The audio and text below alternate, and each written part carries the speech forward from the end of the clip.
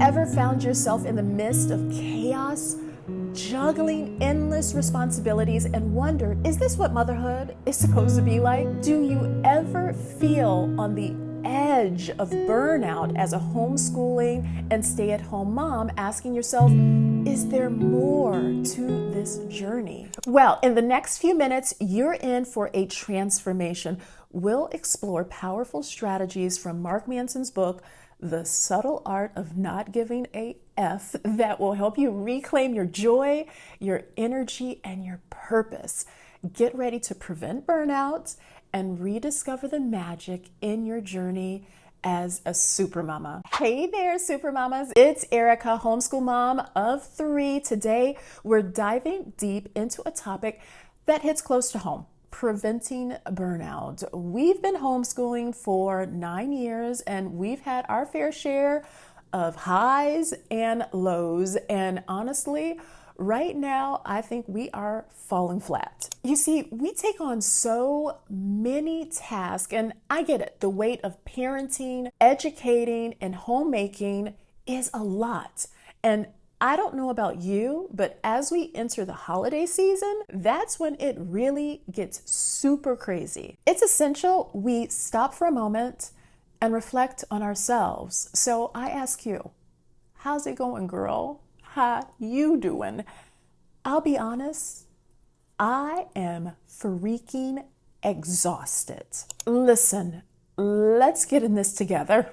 Let's moan about what causes burnout, and then let's explore some realistic tips for how you can survive or even prevent it from taking over your life. This is not going to be your superficial, put some cucumbers on your eyes and go get a manicure type self-care video. Reality is we ain't got time for that, and we need solutions that are sustainable, as in creating mindset shifts. Pampering ourselves is good, but in my eyes, that's like putting a Band-Aid on the boo-boo. We need to dive deeper into the issues. Okay, first, the reasons why we are burning out, and I think some of these will sound familiar to you. 1, taking responsibility for way too much. As homeschool moms, stay-at-home moms, you might find yourselves overwhelmed with amount of responsibilities, from managing the household to planning lessons or picking up the kids, whatever else it is. You feel like the world is on your shoulders. Then we get to number 2, overloading ourselves with teaching. Now, this applies to my homeschoolers. You put a lot of pressure on yourself with teaching so many subjects sometimes. And we've got to create lesson plans, and then we want to ensure our kids' academic success. This is mentally exhausting. Number 3, feeling overwhelmed by challenging subjects. There's always going to be that subject that we're like, it's very frustrating. And then when your child finds it a tough concept, it can test your patience and resilience. Number 4, frustration with your own child's limitations. It's natural to want our kids to be the best, but they are going to encounter limitations and difficulties in their learning, and it can be emotionally draining. 5, juggling way too many activities. Woohoo, that's me. So from sports and play dates and you name it, we're juggling too many things that stretch us thin. Number 6, the constant housework. Oh goodness, let's not talk about the housework.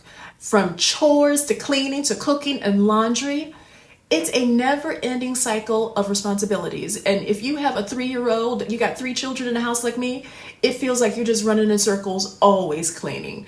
Number 7, dealing with criticism. Homeschooling and parenting choices may sometimes invite criticism, whether it's from that well-meaning family member or online communities or your local organization that you belong to.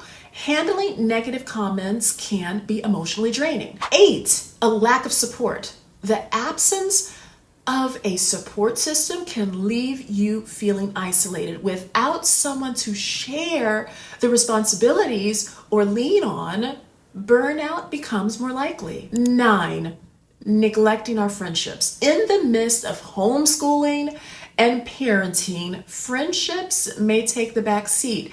And this isolation from friends and social action can contribute to feelings of loneliness. Number 10, plain and simple exhaustion. The constant demands of managing our homeschool and chores and other responsibilities can lead to physical and mental exhaustion. You might not be sleeping. It's a reminder that self-care is essential to prevent burnout. Okay, if this is sounding familiar to you, please hit that like button and subscribe to the channel, and make sure you share this video with other supermamas who need to hear this message. But here's the good news.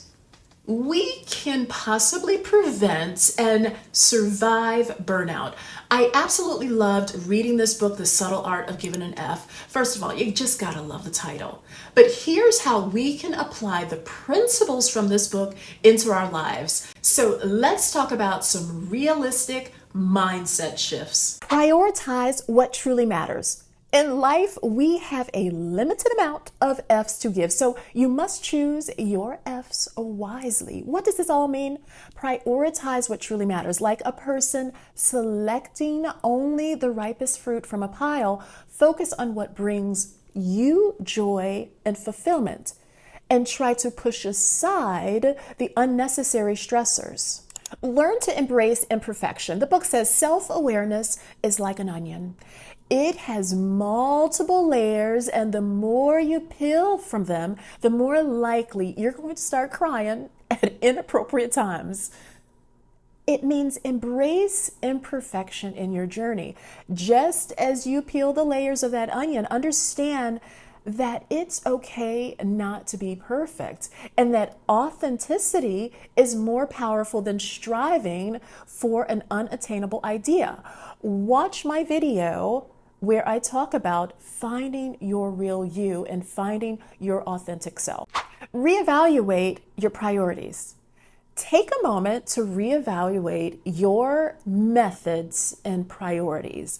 Like a person pausing to examine a map before continuing a journey, you need to ensure that you're choosing the battles that align with your goals and values. Prioritize your physical and mental health. You gotta take care of your body and your mind. Understand that seeking constant positivity can sometimes actually lead to negativity. You gotta accept and address both positive and negative experiences as part of your well-being.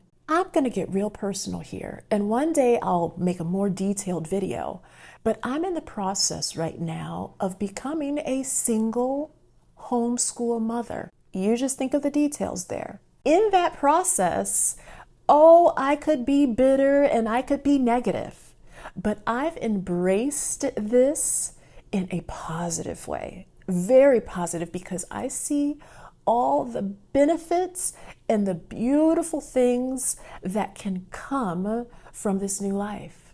So it's like that good old saying, is that cup half empty or half full? Now, the bad stuff is going to come there, but it's a matter of how you look at it. And having that change of mindset will completely transform your life. Believe me. Take daily breaks. Like peeling the layers of self-awareness, taking daily breaks can be an act of self-compassion. Find small moments, carve them out of your day or your week to practice self-care. Is that cucumbers? No. That is reading a book, riding a bicycle, taking a walk, whatever works for you. Me personally, I have found a way to now carve out on a weekly basis some time to go sailing. So that is my thing, and I have committed to that time. It does not matter what is going on in the house. It can be a hot, stinking mess. I walk out that door and I make sure I take care of me. And what happens when I come back in? I am regenerated, I am re-energized, and I can be a better mother. Change your scenery. A change of scenery or environment can breathe life into your homeschooling journey. Leaving your comfort zone can bring growth and adventure. This year, I decided, no more homeschooling in the house. At this point, we do either our homeschooling at the library or outdoors. Luckily, we live in Florida. But listen, it has changed my homeschooling game because my kids were completely unfocused when we were in the house.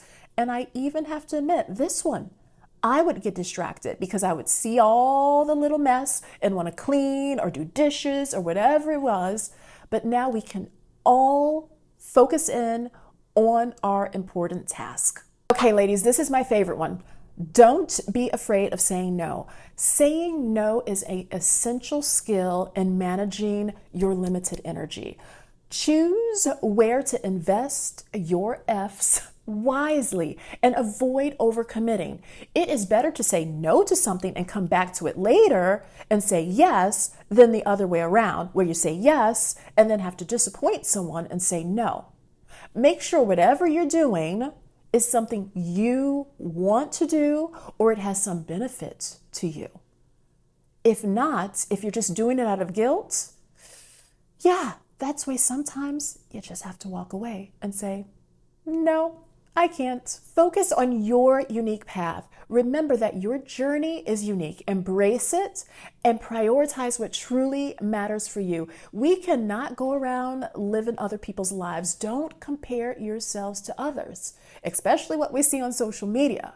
So you have to do what works for you and what works for the values of your family. Another one that is not in the book but is essential to preventing burnout is ask for help. Whether it's your neighbor, your family member, or a friend, do not be afraid. Swallow your pride. For me to just get this video today done and get the 3 kids out of the house, which you may hear that the little one is back in the house, but my oldest, he was taken to one of his activities by a neighbor. My daughter was taken over to her BFFs, and the little one went off to a story time with his father.